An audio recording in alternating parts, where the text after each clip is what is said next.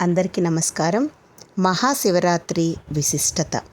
మన ముఖ్యమైన పండుగల్లో మహాశివరాత్రి ఒకటి. ఏటా మాఘ బహుళ చతుర్దశిని శివరాత్రిగా జరుపుకుంటాం.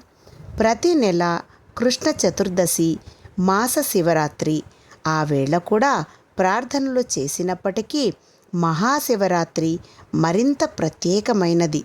దీన్ని అత్యంత విశిష్టమైనదిగా, పరమ పవిత్రమైనదిగా భావిస్తారు. శివరాత్రి రోజున ఉపవాసం ఉండి జాగారం చేస్తే పాపాలన్నీ నశిస్తాయని, పుణ్యం వస్తుందని భక్తుల నమ్మకం. ఉదయాన్నే లేచి తలస్నానం చేసి పూలు ఫలాలతో శివుడికి పూజ చేస్తారు.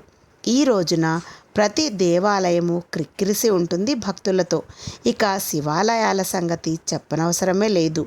ఇసుక వేస్తే రాలనట్టు భక్తుల రద్దీ కనిపిస్తుంది. అభిషేకాలు, పూజలతో పరమశివుని ఆరాధిస్తారు. భక్తుల పాలిట కల్పతరువు అయిన శివునికి ఈ విశిష్ట దినాన రోజంతా ప్రత్యేక పూజలు జరుపుతారు. రాత్రి కూడా దేవాలయాలు తెరిచే ఉంటాయి. పూజలు, భజనలతో శివనామం మారుమ్రోగుతుంది.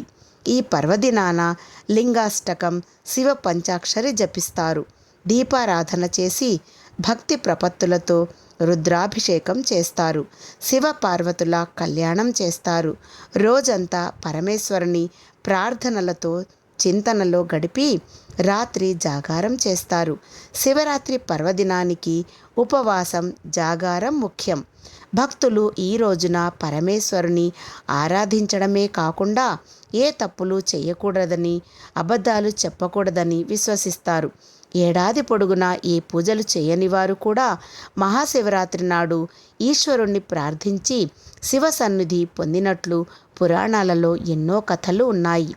ఆఖరికి పాపాత్ములు కూడా శివరాత్రి రోజున అనుకోకుండా నియమాలు పాటించినా సరే ముక్తి లభిస్తుంది అంటారు.